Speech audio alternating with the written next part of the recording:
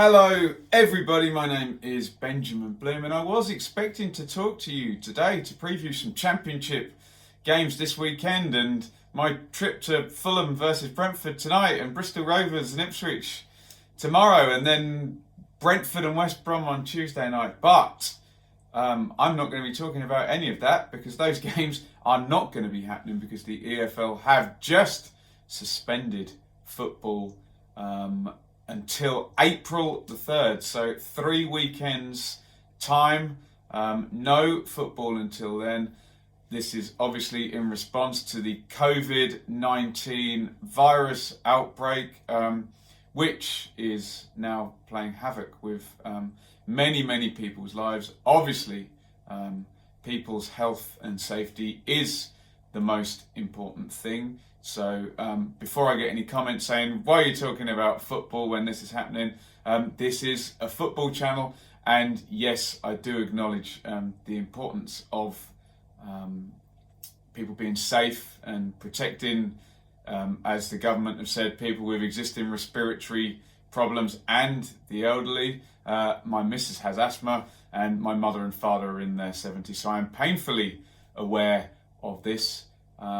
But it's a football channel and we're just going to talk about the impact that it could have. It's a championship channel, so we'll focus on the championship. But the EFL have just put out a statement. I'll try and paraphrase this. Everything cancelled until April the 3rd at the earliest.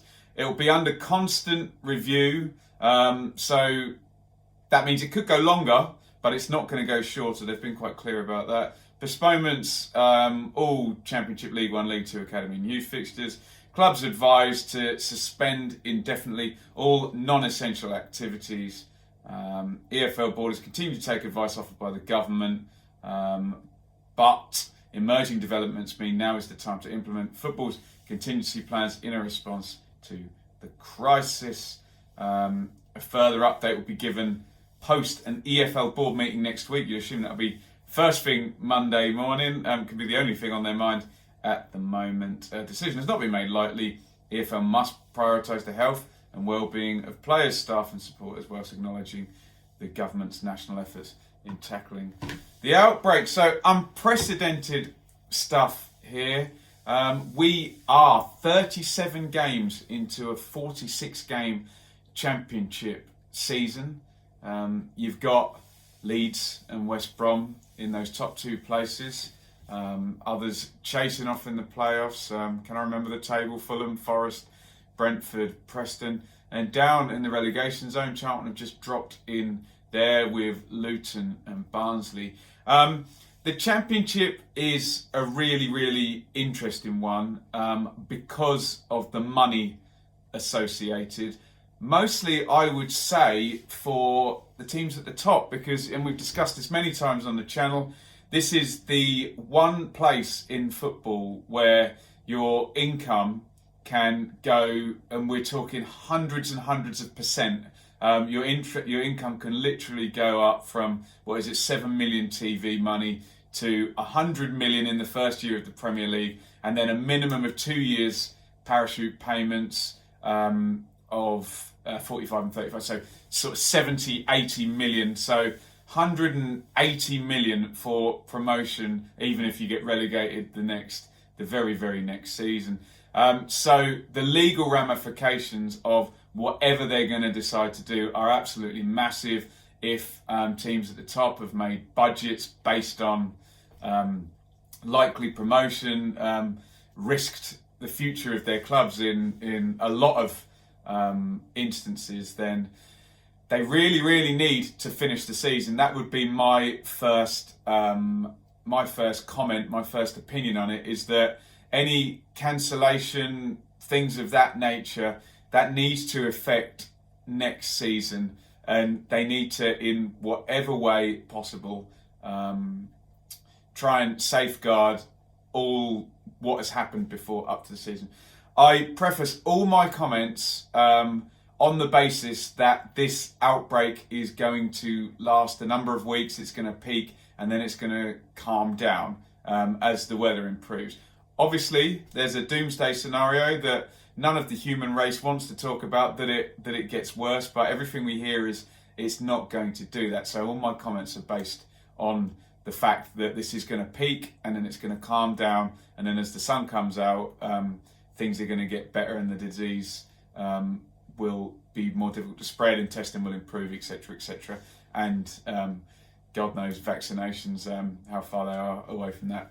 Again, I'm not a scientist. So the first thing I would suggest is this season needs to be honoured, and if that means, I don't know, some kind of situation where it rolls into next season. Well, look, let's look at the numbers. There's 9 games to go.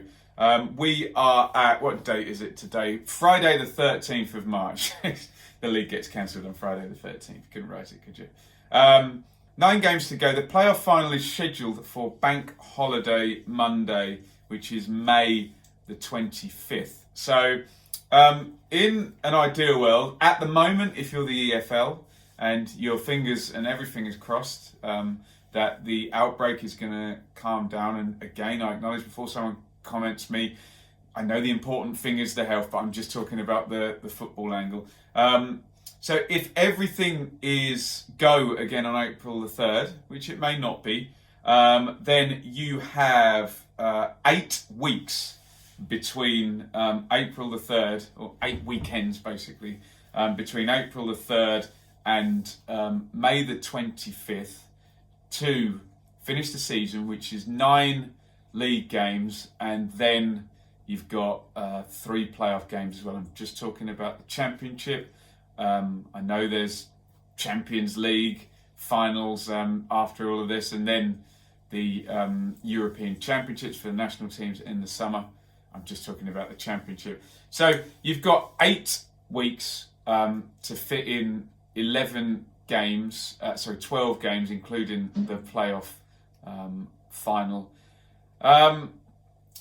There's some solace in the fact that there is one international week. Oh no, there's not. That would have been at the end of this month, wouldn't it? That would have been the March the 29th one. So it's an interesting decision that they've gone and said April the 3rd. I guess they could have said March the 29th, being, oh no, I'm being silly.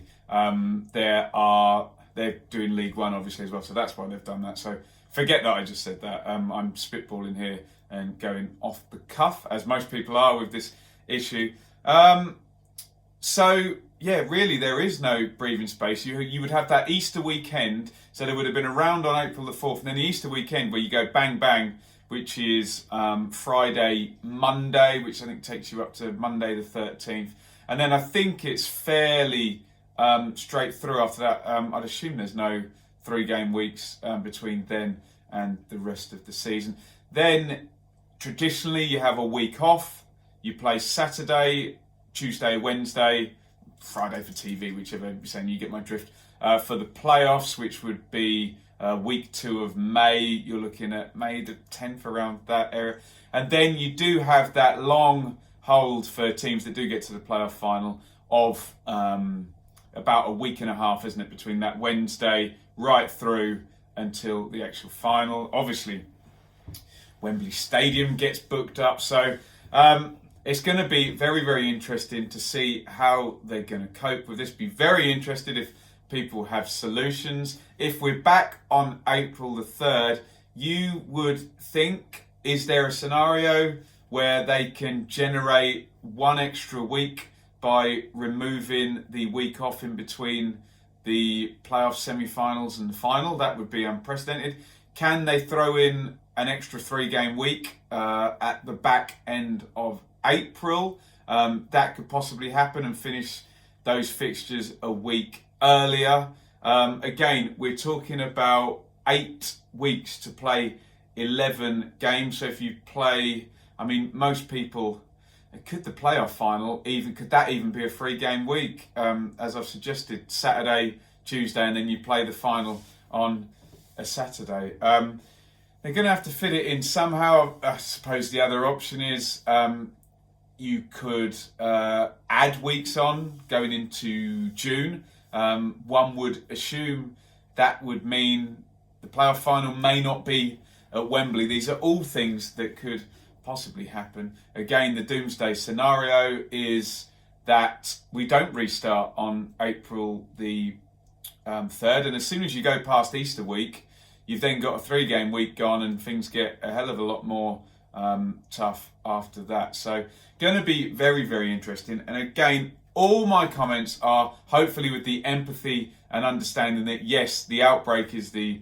more important thing, but I'm just interested to know how this gets resolved, assuming the pandemic, outbreak, virus, disease spread is calmed down and on a downslide rather than an upsurge, whatever the scientific terms are for that. So let me know what you think would happen in the scenario that we're back on April the 3rd, in the scenario that we go even longer.